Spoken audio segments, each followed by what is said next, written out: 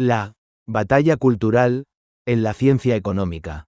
Introducción. El surgimiento de una nueva ciencia que revoluciona la humanidad. El surgimiento de la economía, como ciencia más joven,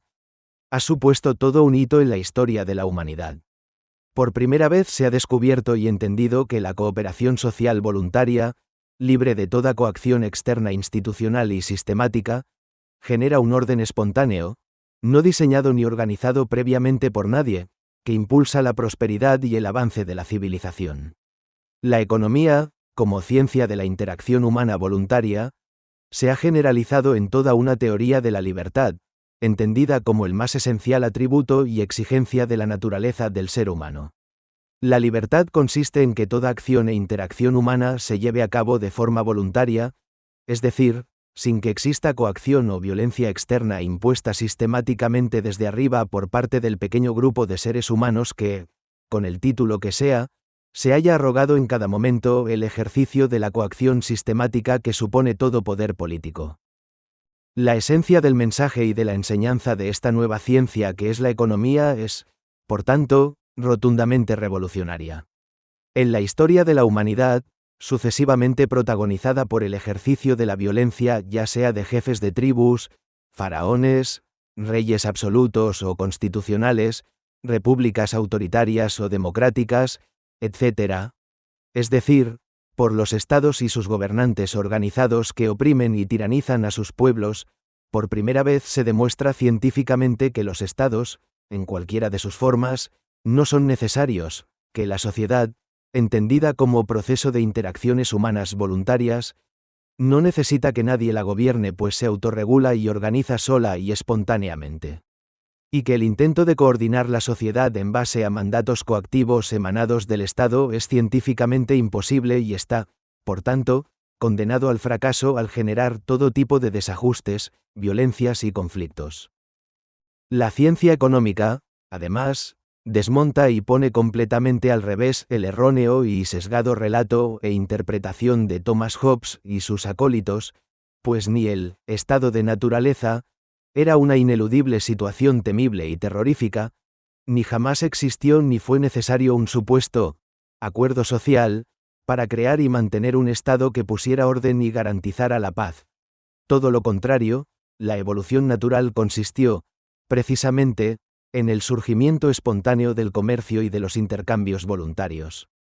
Apareciendo en paralelo los estados a modo de instituciones parasitarias compuestas de los seres humanos más antisociales y violentos, que deseaban, y desean, vivir a costa del expolio a los ciudadanos productivos a los que tiranizaban, y tiranizan, de forma permanente, Oppenheimer, 2014. De manera que la economía como nueva ciencia demuestra que, la denominada por Etienne de la Boétie, servidumbre voluntaria, es una antihumana aberración a la que secularmente ha estado sometido el género humano. Es decir, la ciencia económica, por primera vez en la historia, ha abierto los ojos al género humano. Ni es preciso continuar con la resignada costumbre de obedecer al Estado, ni los gobiernos gozan de una aureola de sagrado prestigio, sino que están literalmente desnudos de cualquier atributo de superioridad intelectual o moral, ni la casta, o guardia pretoriana criminal, de acólitos que siempre rodean a estados y gobernantes es intocable, ni debemos dejarnos comprar, seducir y engañar por los supuestos subsidios o prebendas con los que se quiere ganar la lealtad de los seres humanos explotados, para que consientan su situación de expolio y servidumbre de forma voluntaria y permanente. De la Boétie, 2022. La ciencia económica ha alcanzado su máximo grado de desarrollo de la mano de la denominada Escuela Austríaca de Economía, que debería de llamarse Escuela Española, pues tiene sus primeros antecedentes en nuestros escolásticos del siglo de oro español. Esta ciencia económica, que es la que elabora la Escuela Austríaca, se fundamenta en el realismo de sus supuestos analíticos, en el enfoque dinámico de su análisis basado en la capacidad empresarial, creativa y coordinadora de todo ser humano, y en el descubrimiento y estudio del orden espontáneo, no organizado y autorregulado, del proceso social de interacciones humanas voluntarias, Huerta de Soto, 2010. Fruto de ese proceso surgen una serie de instituciones que, a su vez, lo hacen posible, lo potencian y continuamente lo impulsan aún más. La ley en su sentido material y el derecho, especialmente el derecho de propiedad, entendido como descubrimiento consuetudinario, que surge al margen del Estado, inserto ya de forma embrionaria e inseparable en la naturaleza humana, la familia como institución imprescindible en torno a la cual se hace posible, consolida y aglutina el avance de la humanidad, los principios morales,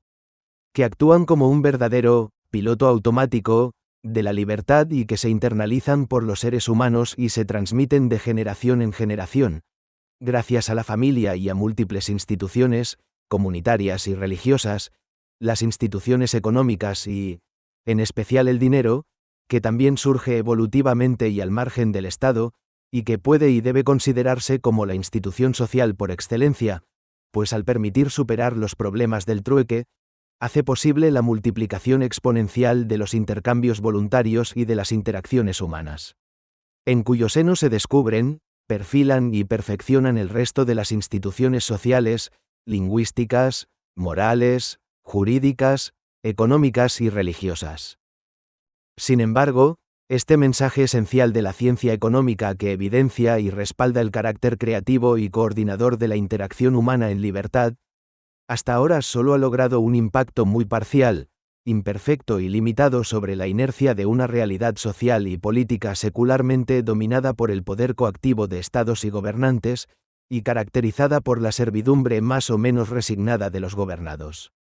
Y a pesar del carácter muy limitado hasta ahora de este impacto, que como mucho se ha materializado en una serie de revoluciones liberales, dirigidas con tanta ingenuidad y arrogancia como falta de éxito, al objetivo imposible de tratar de separar y limitar los poderes de estados y gobernantes a través de constituciones políticas y democracias liberales, Rothbard, 2021, la humanidad se ha visto impulsada como nunca antes allí y en los puntuales momentos históricos donde se ha conseguido pese a todo una cierta liberación parcial de esta servidumbre del Estado y la apertura de los nuevos canales de libertad que continuamente alientan las enseñanzas de la ciencia económica. Comenzando con la Revolución Industrial, que no fue sino un primer capítulo de la nunca culminada revolución capitalista impulsada por las enseñanzas sobre la libertad desveladas por la ciencia económica, que, a pesar de todo tipo de obstáculos y oposiciones, ha hecho posible un incremento de la prosperidad y de la población como jamás se había conocido en la historia del género humano. Y aunque relativamente parezca mucho, y de hecho, lo es, lo alcanzado en términos de prosperidad y nivel de vida por los hoy ya 8.000 millones de seres humanos, ni siquiera podemos concebir el nivel de vida y volumen de población que podría lograrse si la humanidad pudiera aprovechar al máximo y culminar de forma completa las enseñanzas de la ciencia económica, llevando a la práctica y haciendo posible la plena recepción de su teoría de la libertad, entendida como liberación de la sumisión hacia el Estado y sus gobernantes monopolistas, y que constituye su esencia más íntima y revolucionaria. Como dice Hayek, podemos ser pocos y pobres, en un contexto de sometimiento y servidumbre hacia el Estado, o muchos y ricos, en un contexto de libertad. Hayek 1988, 133. El globo terráqueo prácticamente está vacío de seres humanos. La actual población de la Tierra cabe en una extensión equivalente a poco más de la mitad del territorio argentino, con la densidad de población de Bruselas, y ni siquiera podemos imaginar la sofisticación, sutileza y complejidad del orden social espontáneo y la prosperidad que podrían lograrse en un mercado libre diariamente protagonizado por 80.000 e incluso 800.000 millones de seres humanos. Y es que la economía demuestra y explica que la prosperidad creciente de un número cada vez mayor de población mundial de seres humanos nunca resulta de planes deliberados y coactivos de carácter redistributivo ni de incrementos del gasto público, subvenciones, deuda o inflación, sino que solo surge del sistema capitalista. Este consiste en los intercambios voluntarios de los empresarios que, al fin y al cabo, somos todos capaces de detectar y evaluar a través del sistema de precios de mercado libre, la urgencia y necesidad relativa de cada bien y servicio, invirtiendo los recursos necesarios laborales y materiales para producirlos y vencer la escasez relativa de cada uno de ellos, satisfaciendo así cada día y de la mejor manera humanamente posible los deseos y necesidades de miles de millones de consumidores. Los empresarios que aciertan en ese proceso que jamás se agota de búsqueda de beneficios, acumulan importantes recursos que, a su vez, se ahorran e invierten en bienes de capital y nuevas tecnologías que hacen cada vez más productiva la mano de obra, impulsando los salarios y el nivel de vida de los trabajadores, y dando lugar así a un proceso virtuoso de intercambios voluntarios no coaccionados por el Estado, proceso de prosperidad creciente y aumento de la población que, si no se le coacciona ni obstaculiza, jamás se detiene ni agota y que, por tanto, no tiene límites. Por eso es de crucial importancia para el futuro de la humanidad que ésta sea capaz de aprovechar de forma completa y al máximo la enseñanza y el mensaje esencial en pos de la libertad humana que nos proporciona la ciencia económica. Pero ello solo será posible si, con carácter previo, somos capaces de desenmascarar y analizar con detenimiento cuáles son las poderosas fuerzas de la reacción pseudocientífica y contrarrevolucionaria que se han agrupado como un frente para impedir el avance de la teoría de la libertad de la ciencia económica. A pesar de su variopinto origen, todas ellas convergen en el mismo resultado: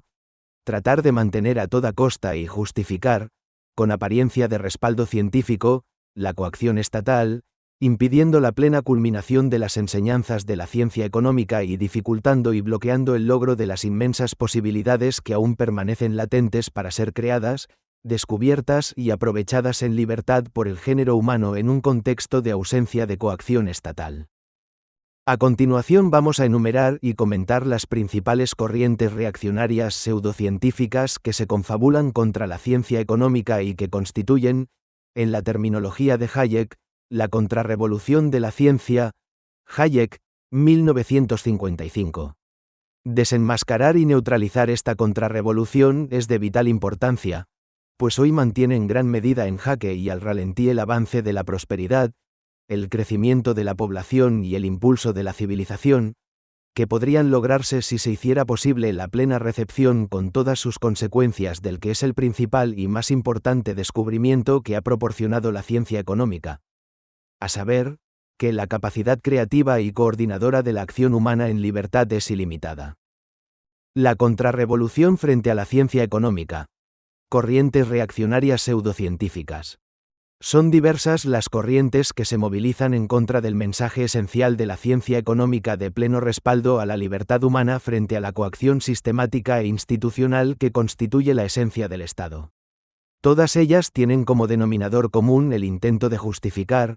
con apariencia de respaldo científico, su mantenimiento y la continuidad de la correspondiente servidumbre, voluntaria o coactiva, por parte del género humano. Se aprovecha así la más mínima oportunidad y cualquier resquicio intelectual para cuestionar la validez científica del gran descubrimiento de la ciencia económica, elaborándose incluso sistemas completos de pensamiento pseudocientífico que, aunque se presentan con la aureola, prestigio y supuesto respaldo de la ciencia, sin embargo, tienen y persiguen siempre el mismo resultado: sembrar todo tipo de dudas y desprestigiar el mensaje esencial de la ciencia económica a favor de la libertad. Las elaboraciones científicas contrarrevolucionarias se ven impulsadas por la fatal arrogancia, Hayek, 1988, de muchos pensadores visionarios que se creen tan inteligentes como para mejorar el resultado de los procesos sociales espontáneos, como no, utilizando el poder coactivo y violento del Estado para imponer a todos sus consejos, ideas y visiones supuestamente científicas. Y caen en el terreno abonado de una humanidad acostumbrada a servir dócilmente al Estado, y a una casta privilegiada de gobernantes, funcionarios y acólitos, cuyos privilegios, borrachera de poder y situación de predominio dependen de que se bloquee y no se deje preponderar ni culminar con éxito y hasta sus últimas consecuencias la revolución iniciada por la ciencia económica. En suma, para todos ellos es vital aguar y sustituir sus enseñanzas por una serie de disciplinas que justifiquen, con un marchamo aparentemente científico, el mantenimiento del estatismo coactivo. Las principales corrientes reaccionarias de carácter pseudocientífico que se aglutinan a modo de ofensiva contrarrevolucionaria frente a la ciencia económica, y que ya se han infiltrado como un virus letal dentro de la misma. Huerta de Soto, 2023, son las siguientes. El positivismo y el cientismo como pseudociencia. Por cientismo, debemos entender la indebida aplicación del método de las ciencias naturales, que estudian su objeto de investigación como algo externo, medible y cuantificable, al ámbito de la ciencia económica que estudia las implicaciones de las acciones voluntarias de los seres humanos. Pero dado el carácter esencialmente creativo del ser humano, la supuesta evidencia empírica que en cada circunstancia se haya logrado recopilar solo tendría, y en el mejor de los casos, un valor superficial, es decir, en palabras de Bastiat, de lo que se ve, o mejor de lo que se cree haber visto, pero no de lo que no se ve. Bastiat, 2009, 47, 105, muy parcial y siempre históricamente contingente, y en el peor de los casos, siempre supone la aceptación, al menos implícita, de que los seres humanos como objeto de investigación son igualmente manipulables que el resto de los elementos del mundo exterior que estudian las ciencias naturales. De esta forma se introduce inevitablemente la premisa de que corresponde al Estado y a sus gobernantes detectar y diagnosticar todos los problemas y, utilizando su poder coactivo, hacer que las cosas mejoren, tal y como creen verlas en sus fotos empíricas, históricamente contingentes. Pero estas fotos empíricas no pueden recoger la esencia dinámica subyacente de los procesos sociales espontáneos, ni mucho menos lo que de forma espontánea ya esté sucediendo para coordinar y solucionar los desajustes. Por tanto, no es de extrañar que desde los primeros pasos de la ciencia económica impulsados por la escuela austriaca, sus más violentos opositores fueran los socialistas de cátedra, aglutinados en torno a la escuela histórica alemana, reforzados en Francia por empiristas de la escuela de Saint-Simon, el demente de Comte y Durkheim que pretendieron crear una nueva y alternativa pseudociencia social, y cuya malsana influencia se ha extendido en el tiempo con el institucionalismo americano y llega hasta hoy con los trabajos de recopilación masiva de datos históricos y el enfoque ultraempírico de Wesley C. Mitchell que tanto terminaría influyendo en su ayudante Milton Friedman y, a través de él, en la propia escuela de Chicago. La pseudociencia de la economía neoclásica se caracteriza por defender que solo es ciencia la suya, es decir, la que se basa, con carácter exclusivo, en los principios del equilibrio, la maximización y la constancia. Además, y a la esencial irrealidad de sus supuestos, añade el reduccionismo de un lenguaje matemático que ha surgido a instancias de las necesidades y exigencias de las ciencias naturales, pero que es ajeno y no permite, en forma alguna, dar entrada al concepto subjetivo de tiempo ni a la creatividad empresarial que surgen y son inseparables de la naturaleza empresarial, creativa y coordinadora de la acción en libertad de todo ser humano. Por contra, los neoclásicos desarrollan su pseudociencia a partir, no del ser humano real de carne y hueso, sino de unos tipos ideales, que no son sino una especie de pingüinos robotizados, que incluso en sus más sofisticados modelos, estocásticos y dinámicos de equilibrio general, se limitan a moverse y reaccionar ante los acontecimientos y la coacción del Estado como si fueran los monigotes de un videojuego, Videogame Economics. La pseudociencia neoclásica, a pesar de su aparente y siempre creciente sofisticación, es incapaz de dar cuenta de la inmensa complejidad del mundo real y se rebela contra la idea del orden espontáneo y libre del mercado por dos vías igualmente perniciosas para la libertad humana.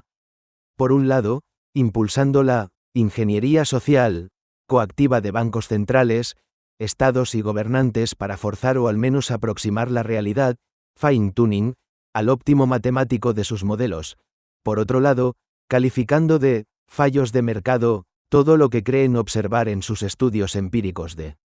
la realidad y que no coincida con sus fantasmagóricos modelos de equilibrio y ajuste perfecto, Milley 2024, fallos que, obviamente, refutarían las bondades del orden espontáneo del mercado y de la libertad humana y justificarían, prima facie, que exista una autoridad estatal coactiva para eliminarlos cuantos antes.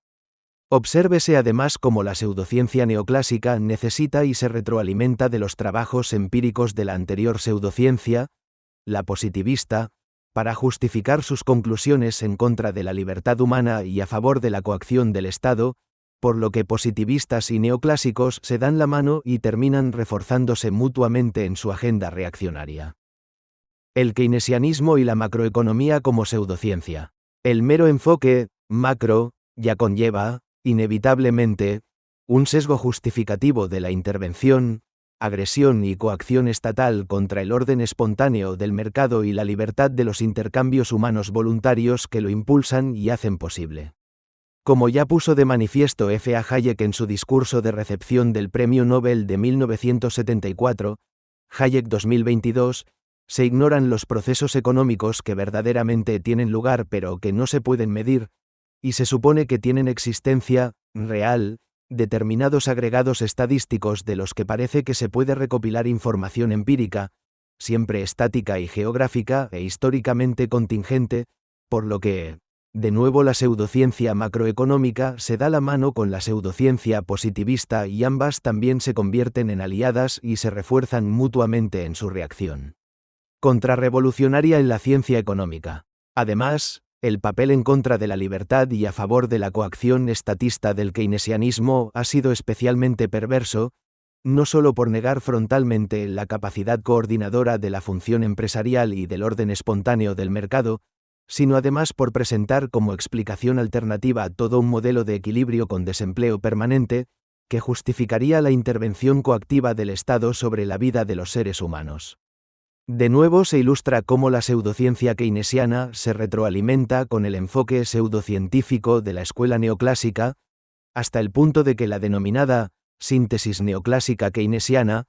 llega a convertirse a lo largo del siglo XX en el principal movimiento reaccionario en contra de la revolución que ha supuesto para el género humano el surgimiento de la ciencia económica.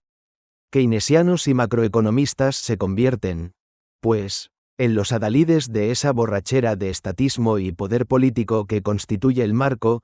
orquestado por gobiernos y bancos centrales, en el que, lamentablemente, todos nos hemos acostumbrado a vivir. Contexto que, como el Estado y los impuestos, son erróneamente considerados tan inevitables como la muerte misma, y que una y otra vez desestabiliza el orden del mercado, genera graves crisis y conflictos sociales y lastra continuamente la prosperidad y el avance de la civilización, en suma, la expansión de la vida, en términos cuantitativos y cualitativos, en forma de una población mundial potencialmente cada vez más próspera y numerosa. El marxismo como pseudociencia, cuasi religiosa. Hemos dejado para el final el misticismo cuasi religioso de la pseudociencia marxista, pues el marxismo como ciencia murió incluso antes de nacer. En efecto, fue coetáneo y completamente demolido por la teoría de la preferencia temporal y la revolución subjetivista del orden espontáneo del mercado protagonizada por la Escuela Austríaca de Economía que ya desde el principio evidenció las contradicciones y graves errores científicos del marxismo, a la vez que desenmascaró su marcado carácter de estafa intelectual. Von Bauer 2000. 2022. Todo ello, además, quedó ilustrado históricamente con la caída, tras muchas décadas de indecible sufrimiento humano de una parte muy importante de la población mundial, de la extinta Unión Soviética, y de prácticamente el resto de países comunistas.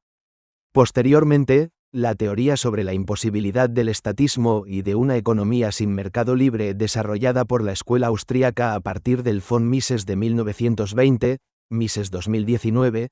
supuso el clavo definitivo que cerró para siempre el ataúd del cadáver de la pseudociencia marxista. Huerta de Soto, 1992. No obstante lo anterior, y como aún quedaba pendiente un análisis crítico detallado, casi epígrafe por epígrafe y párrafo a párrafo,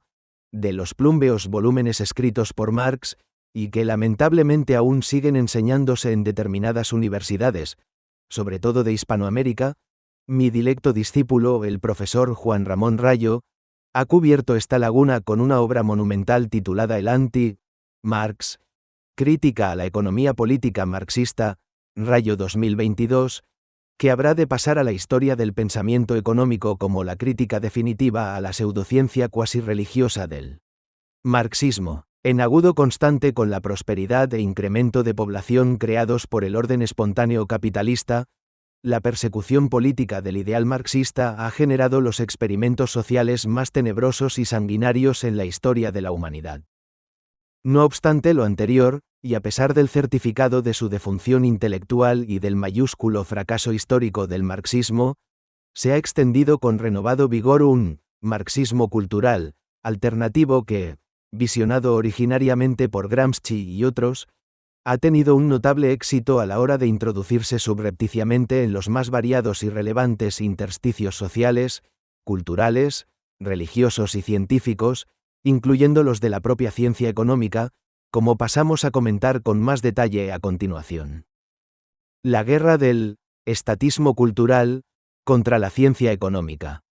Vemos pues cómo la economía se ha visto literalmente invadida y corrompida por el ímpetu de una guerra cultural llevada a cabo por los estatistas tanto desde fuera como desde dentro de la misma. El paralelismo con la guerra emprendida por el marxismo cultural en el cuerpo social no puede ser más evidente. Aquí también se parte de un fracaso científico e histórico notorio y definitivo que, no obstante, se quiere revertir a nivel social por la vía de los hechos consumados siguiendo una estrategia muy clara: evitar el enfrentamiento directo, e ir minando con constancia, sin prisa pero sin pausa, los principios básicos de la cultura occidental.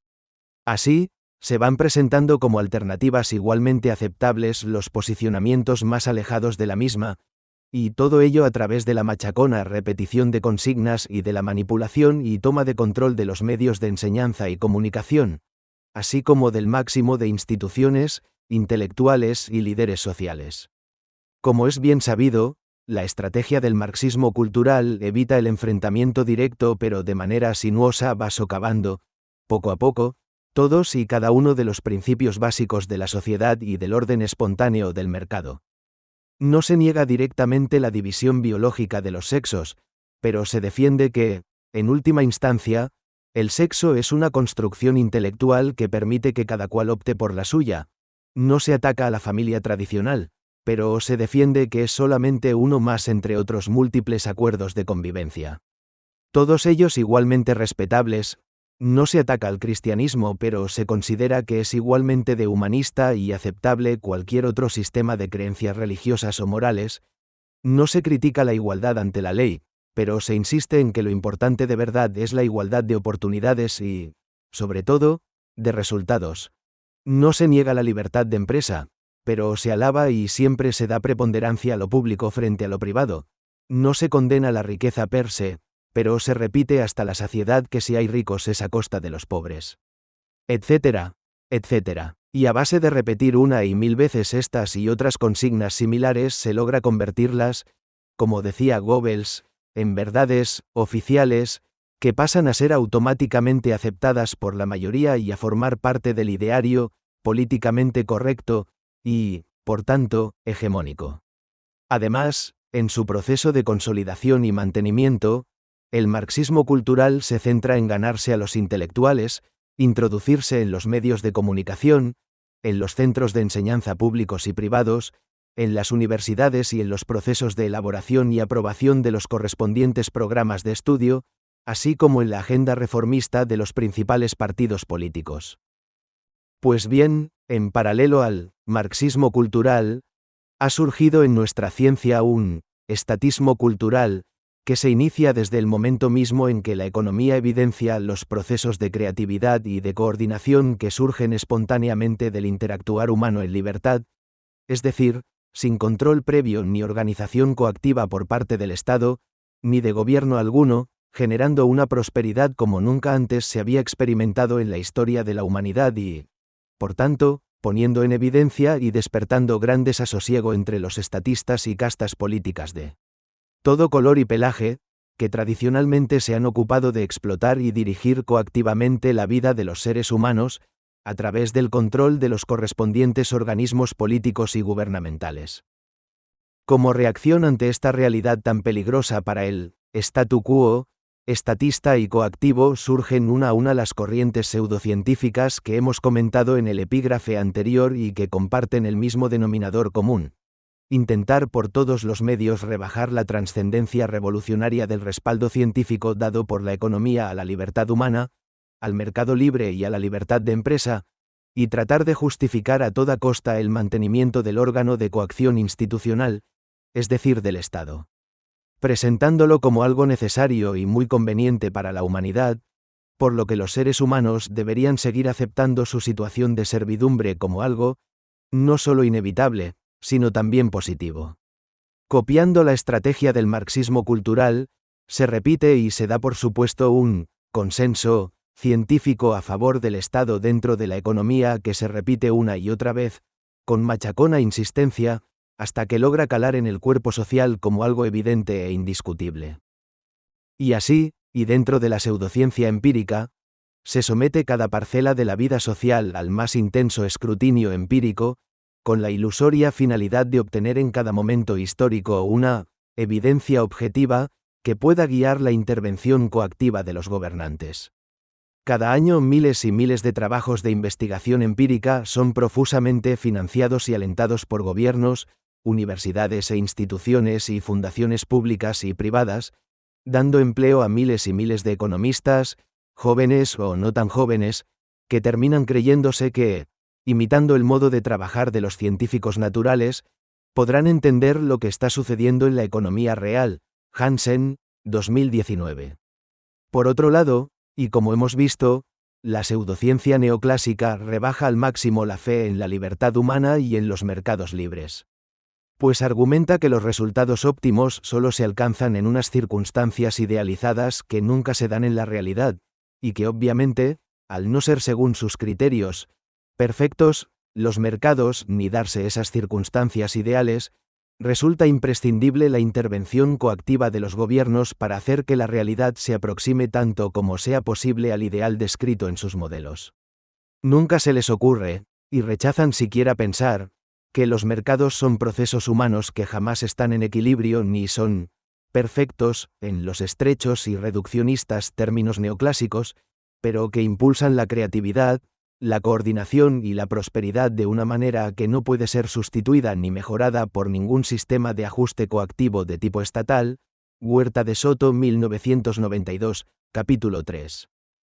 Y también, son multitud los economistas profesionales que se dedican a colaborar con la dirección estatista de la economía mediante el fine tuning y la ingeniería social. Enfoque que alcanza hoy en día su máximo nivel de intervención y sometimiento ciudadano a través de la pseudociencia macroeconómica que aplican gobiernos y, sobre todo, bancos centrales empeñados en el objetivo imposible de garantizar la estabilidad financiera y la prosperidad mediante la manipulación monetaria y de los tipos de interés. Romer, 2006. La pasión por dirigir, ordenar, mandar, regular, gastar, endeudarse y fijar precios y, sobre todo, tipos de interés, se convierte en la característica más evidente de las economías modernas y se ve respaldada por una legión de economistas, cuya arrogancia les lleva a defender con gran energía e incluso violencia verbal que solo es ciencia económica lo que ellos hacen, y que los mercados deben ser continuamente vigilados mediante estudios empíricos, y regulados cuando lo que se cree observar en los mismos no coincida con lo indicado en sus sofisticadísimos modelos. Además, continuamente se crean y repiten machaconamente inverosímiles relatos como, por ejemplo, el de que gracias a la activa intervención de los bancos centrales se evitaron grandísimos males tras la gran recesión de 2008, por cierto, provocada por ellos mismos, o con motivo de la pandemia de 2020-2022, generando a partir de 2021 la más grave inflación experimentada en 40 años y que ninguno de ellos previó. Y cuando los hechos, siempre tozudos, no permiten seguir ocultando que es imposible dirigir centralizada y coactivamente las economías y sus mercados, los economistas más distinguidos y representativos de estas corrientes pseudocientíficas, lejos de reconocer sus errores y limitaciones, se apresuran a declarar, como hizo Ben Bernanke en relación con el modelo utilizado por el Banco de Inglaterra, Financial Times, 12 de abril de 2024, que todo se debió a que los correspondientes modelos no fueron lo suficientemente sofisticados y a que, por ejemplo, las 500 variables y 170 ecuaciones del modelo denominado FRBUS de la Reserva Federal, Wall Street Journal, 19 de abril de 2024, eran claramente insuficientes, por lo que se hace preciso incrementar mucho más el número de variables y ecuaciones, para llegar a describir mejor la complejísima realidad. Y aunque toda una presidenta del Banco Central Europeo, como Christine Lagarde, por fin terminara reconociendo que su principal error fue creerse las predicciones del modelo económico que le presentaron en su institución, Financial Times, 27 de octubre de 2023, de nada sirvió ese ataque de sinceridad, pues todavía continúa pretendiendo orientar la política monetaria de la eurozona en base a la evidencia empírica de cada momento y a los modelos, supuestamente mejorados, que le siguen presentando sus asesores económicos, encabezados por su economista jefe. Toda esta increíble situación solo puede entenderse teniendo en cuenta el control prácticamente absoluto que han llegado a alcanzar las corrientes pseudocientíficas de la reacción contrarrevolucionaria dentro del marco institucional de la ciencia económica. La inmensa mayoría de los departamentos de economía están insertos en universidades que, o son de titularidad pública, o reciben una cuantiosa financiación de origen público. Los programas de enseñanza de la economía son decididos por funcionarios al servicio del Estado o de las propias universidades, teniendo en cuenta que el objetivo prioritario es formar a expertos en intervención pública sobre los mercados, o a profesores que investiguen e impulsen el ideario estatista. A su vez, todo el proceso de acreditación, selección y promoción del profesorado se encuentra fundamentalmente condicionado por el estatismo cultural, como también lo están las revistas científicas más prestigiosas, JCR, en las que, a su vez, los jóvenes profesores e investigadores se ven forzados continuamente a publicar si es que quieren avanzar en su carrera profesional.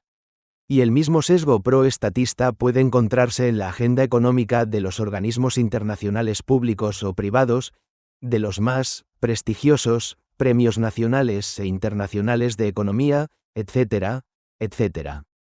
En suma, el triunfo del estatismo cultural dentro de la ciencia económica está siendo claro y rotundo y de hecho, puede considerarse que, en términos relativos, supera incluso al evidente y creciente éxito que hasta ahora está teniendo el marxismo cultural en la batalla de las ideas. El papel de los tontos o idiotas útiles en la guerra del estatismo cultural contra la ciencia económica.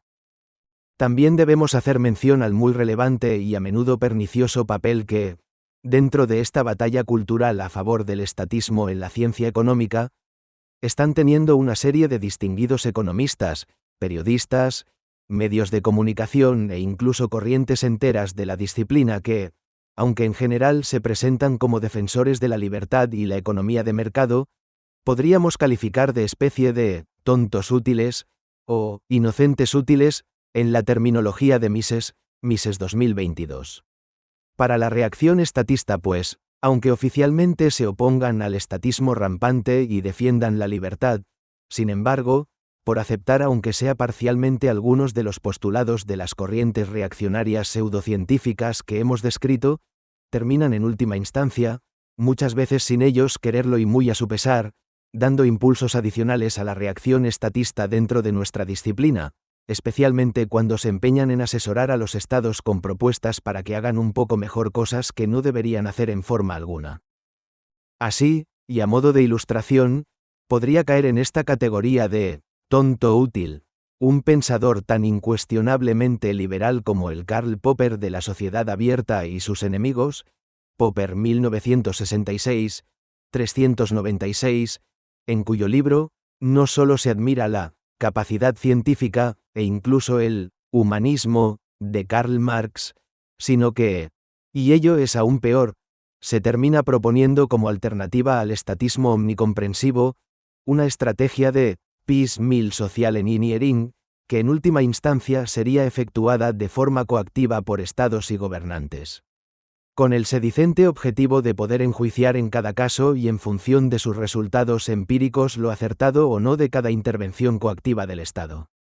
En la misma línea, otro ejemplo, entre otros muchos, de tonto útil,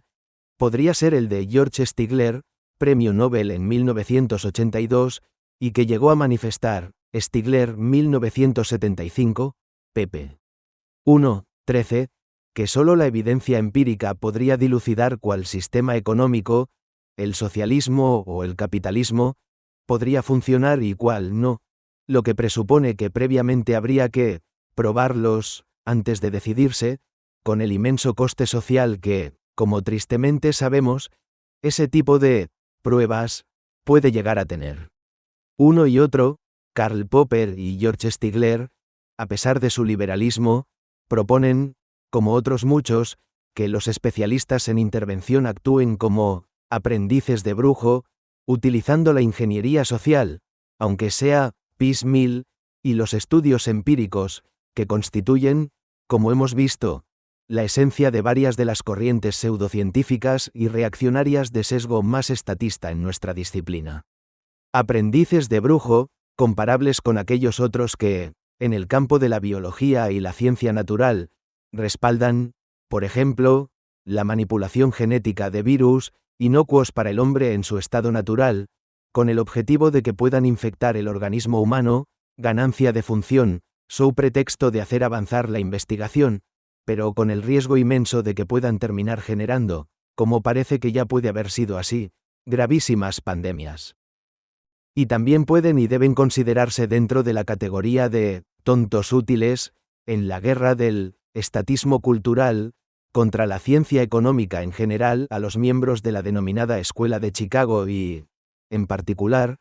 a economistas liberales tan conspicuos como lo fueron, por ejemplo, Gary Becker o, sobre todo,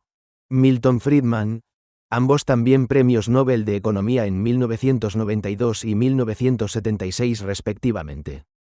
Becker defendiendo a capa y espada el reduccionismo metodológico de la pseudociencia neoclásica al empecinarse en considerar exclusivamente como ciencia económica la elaborada dentro de los estrictos límites del equilibrio, la constancia y la maximización de la pseudociencia neoclásica. Y más grave aún podría considerarse el caso de Milton Friedman, cuyo muy sincero amor a la libertad e intenso y popular apoyo mediático a los mercados libres, contrasta frontalmente con su enfoque pseudocientífico basado en el método de la macroeconomía, agregado y de origen keynesiano, y en el empirismo positivista. Solo así se explica la letanía de graves errores y concesiones científicas de Friedman que, muy a su pesar, han terminado invariablemente reforzando el intervencionismo estatista. Por ejemplo, cuando dejó fuera de su mecanicista teoría cuantitativa del dinero lo más importante, la distorsión que la inflación genera en los precios relativos, o cuando, ignorando la teoría austríaca del capital y de los ciclos, achacó las recesiones exclusivamente a que los bancos centrales no inyectaron lo suficiente,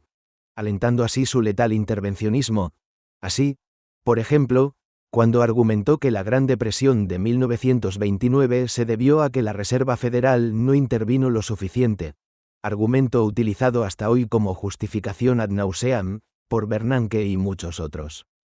De las políticas heterodoxas de laxitud monetaria y quantitative easing, emprendidas masivamente tras la gran recesión de 2008 y posteriormente con motivo de la pandemia de 2020-2022, con los graves efectos inflacionarios que han terminado produciendo, o cuando impulsó la introducción de las retenciones para aumentar la eficiencia recaudatoria del sistema fiscal norteamericano tras la Segunda Guerra Mundial, o cuando los estatistas se apoyaron en su ocurrencia del impuesto negativo sobre la renta, para fundamentar sistemas de renta social mínima, su pretexto de la lucha contra la pobreza. Y en cuanto a la tan cacareada como debilísima en el fondo, crítica, de Friedman a Keynes, en última instancia se queda solo en el raquítico argumento empírico de que el consumo parece comportarse como si fuera una función permanente de la renta. Pero podemos preguntarnos, ¿qué pasaría si este dato empírico de validez, a lo sumo, históricamente contingente, pareciera cambiar de comportamiento en el futuro? Entonces todo el enfoque macro de Keynes, que por cierto Friedman abrazó en su totalidad ignorando por completo la teoría del capital y de los ciclos de la escuela austríaca, podría llegar a justificar de nuevo las burdas y típicas conclusiones keynesianas. De nuevo, parece que el calificativo de tonto útil al monetarismo de Friedman está más que plenamente justificado. Por todo esto, que se deriva en última instancia de los errores metodológicos de Friedman, parece que Hayek tenía plena razón cuando afirmó que, después de la teoría general de Keynes, el libro que más daño habría hecho a la ciencia económica eran precisamente los ensayos de economía positiva de Friedman, Hayek 1997, pp. 139, 140. Realmente, en la batalla cultural contra los estatistas dentro de la ciencia económica, con este tipo de amigos y tontos o inocentes útiles, parece que los defensores del gran mensaje de la economía a favor de la libertad ya tienen suficiente a lo que enfrentarse y no necesitan más enemigos en forma de estatistas culturales, oficiales. Finalmente, por otro lado, y dentro del campo de los periodistas y de los que Hayek denomina second-hand dealers of ideas, también son legión los tontos útiles, hoy quizás encabezados por el prestigioso columnista del Financial Times Martin Wolf, que especialmente en la parte final de su carrera no para de justificar recetas de marcado carácter estatista para solucionar todos los problemas económicos del mundo. Y también dentro del campo de las instituciones resaltan incluso el caso de importantes universidades e instituciones privadas que, ante el temor de perder respetabilidad científica y ser tachadas de políticamente incorrectas, no dudan en rendirse con armas y bagajes a los postulados de las corrientes pseudocientíficas. Y lo mismo puede decirse de la mayoría de los premios y distinciones académicas, en los que prima el ir siempre sobre seguro y no equivocarse, con lo que también suelen dar prioridad en sus criterios de selección a la tiranía del consenso y de lo políticamente correcto. A continuación presentamos un breve diseño de lo que podría ser una estrategia efectiva para revertir el penoso estado de nuestra disciplina y el éxito que hasta ahora están teniendo los estatistas culturales dentro de la misma.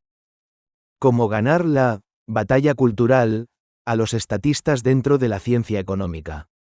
Principios tácticos y estratégicos. Solo la persecución, con constancia y sin descanso, de una estrategia clara y de una táctica adecuada, permitirá el triunfo de la verdad científica en la guerra contra el estatismo cultural dentro de la ciencia económica. En primer lugar, el objetivo estratégico irrenunciable a largo plazo consiste en seguir estudiando e investigando todas las implicaciones del orden espontáneo del mercado y de los procesos de creatividad y coordinación de la cooperación social voluntaria cuyo conocimiento constituye la contribución clave que nos ha proporcionado la economía.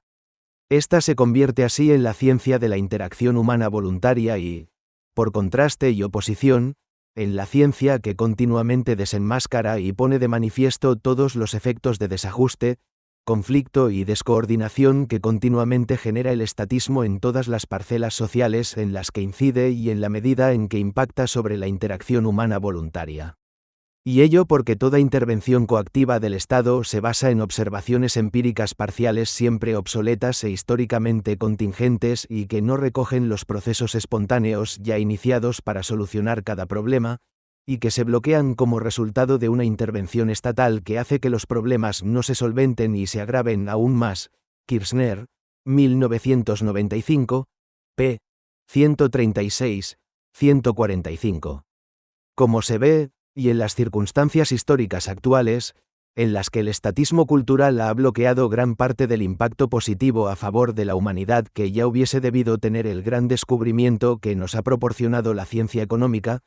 el campo que se abre para el investigador, independiente y no comprometido con el sesgo estatista de las corrientes reaccionarias pseudocientíficas, es literalmente inmenso. Y, por tanto, debemos dedicar nuestros máximos esfuerzos a la búsqueda incansable de la verdad científica en el campo de la economía sin ningún tipo de sesgos estatistas. Y aquí, el liderazgo, tanto en cuanto al método y procedimiento investigador, como en lo que respecta a la consolidación de los logros alcanzados y las nuevas líneas de investigación pendientes de emprender y culminar, lo tienen sin duda alguna los cultivadores de la denominada Escuela Austriaca de Economía que, desde su fundación, luchan en todas las batallas intelectuales contra viento y marea por defender, hacer avanzar y consolidar el triunfo de la ciencia económica. Los investigadores de la ciencia económica nunca deben caer en el derrotismo ni quedarse en su torre de marfil, asistiendo como testigos impasibles a la agresión diaria que en pos de la arrogancia estatista desarrollan los seguidores de las diferentes corrientes reaccionarias. Por contra, el economista puro y no sesgado debe de denunciar continuamente y sin descanso ni reparo alguno cada manifestación de la reacción pseudocientífica, sin bajar nunca la guardia, desmontando el error siempre y allí donde surja, explicando sus a menudo gravísimas consecuencias y, en suma, poniendo en evidencia ante la humanidad a sus responsables. Y es que, en el campo de las ideas científicas ni se admiten concesiones, ni se hacen prisioneros. Por tanto, no basta, y este es el error en el que han caído incluso algunos economistas austríacos punteros como el propio Hayek, que aquí pudo llegar a acercarse, al menos en el ámbito de las formas, a la categoría de tonto útil, con la caballerosa consideración de que los adversarios pueden haber sido víctimas de un simple desliz o error científico. Sino que hay que ir mucho más allá, denunciando siempre que sea preciso las graves implicaciones sociales del supuesto simple error y el origen y carácter reaccionario y pseudocientífico del mismo. Basta, por tanto, de caballerosidades y de concesiones a lo políticamente correcto en el ámbito de la ciencia económica. Es mucho lo que se está jugando la humanidad como para caer en este tipo de concesiones que, cara al exterior,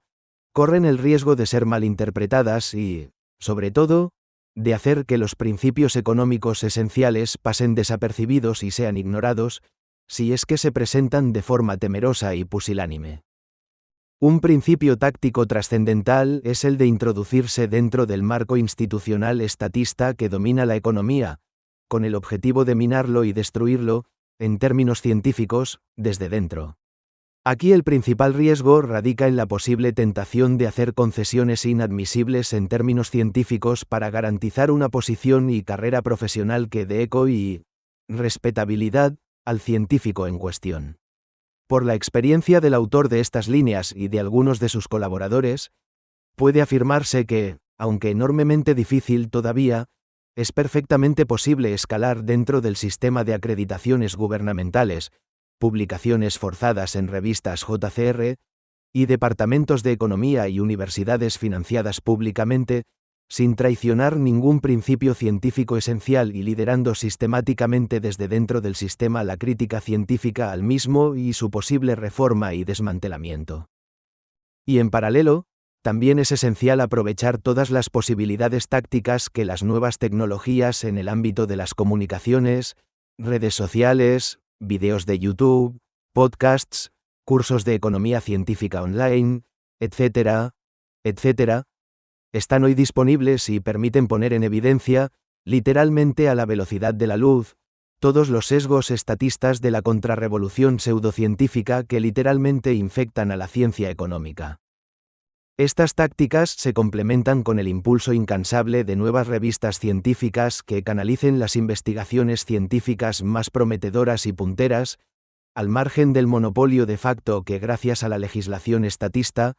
han llegado artificialmente a alcanzar las revistas más consagradas, JCR, etc. A lo que hay que añadir el papel como influencers de los economistas más formados. Aquí el ejemplo de mi discípulo J.R. Rayo con casi 1 millón de seguidores es paradigmático, la organización incansable de conferencias, del uso de redes como X, antes Twitter, y otras, el impulso de proyectos editoriales independientes, como el de Unión Editorial y otros, la concesión de premios nacionales o internacionales no sesgados de estatismo, como el Premio Juan de Mariana, la organización de asociaciones internacionales tipo Mont Pelerin Society, fundada por Hayek en 1947, o la organizada por Hans Hermann Hoppe para estudiar y defender la libertad y la propiedad, The Property and Freedom Society, fundada en 2006, etc. Solo la persecución entusiasta, sistemática y sin descanso de estos objetivos estratégicos y tácticos utilizando en cada momento todos los medios disponibles a nuestro alcance o que pueden llegar a estarlo en el futuro, podrá garantizar la victoria final de la guerra cultural contra el estatismo rampante dentro de la ciencia económica con independencia del resultado a corto plazo, más o menos satisfactorio, de cada batalla diaria y puntual, que en todo caso siempre hay que dar y nunca evitar. Conclusión. El estudio del anarcocapitalismo como culminación de los efectos revolucionarios de la ciencia económica. ¿Será posible desmantelar el Estado con las enseñanzas de la ciencia económica? Ese es el gran desafío actual de nuestra ciencia. Desembarazarse de la contrarrevolución reaccionaria que está empeñada en mantener y justificar como sea el poder coactivo, sistemático y monopolista de los estados y sus gobiernos, y abrir de una forma definitiva y para siempre todas las parcelas sociales a la cooperación voluntaria y a la interacción humana basada en la libertad. De manera que incluso la justicia, el orden público y la prevención, represión y sanción del delito sean proporcionados por procesos de mercado basados en la cooperación voluntaria. Demostrar científicamente que tal objetivo estratégico no solo es posible sino además muy conveniente para impulsar la civilización y el creciente número y bienestar sin límites de los seres humanos es el gran desafío de nuestra ciencia. Y esta solo continuará avanzando si culmina su gran descubrimiento inicial sobre los efectos creativos y coordinadores del orden espontáneo del mercado que, por su complejidad, no pueden ser concebidos, diseñados y dirigidos desde arriba en base a mandatos coactivos procedentes del poder político. Siendo además el estudio de la transición más adecuada en cada caso y circunstancia histórica al sistema ideal propuesto basado en la libertad, otro de los grandes e inexcusables desafíos de nuestra ciencia en la tesitura actual. Transición que ha de basarse tanto en huir de súbitos vacíos regulatorios como en la privatización y el desmantelamiento continuo, paulatino y puntual, piecemeal social deregulation, de todo el entramado de intervencionismo estatista que hoy mantiene maniatados los procesos libres de cooperación voluntaria. En suma, el triunfo definitivo de la guerra de la ciencia económica contra el estatismo cultural, que hoy la corrompe y encorseta, solo se hará evidente con la plena elaboración teórica primero y plasmación práctica después del ideal libertario del sistema anarcocapitalista. De que este ambicioso programa científico puede llegar a culminarse dependerá, sin duda alguna, que el futuro de la humanidad pueda expandirse exponencialmente con una prosperidad que hoy, por su grandeza y complejidad, ni siquiera podemos llegar a imaginar. Formentor, viernes 2 de agosto de 2024. Día de Nuestra Señora de los Ángeles. Jesús Huerta de Soto.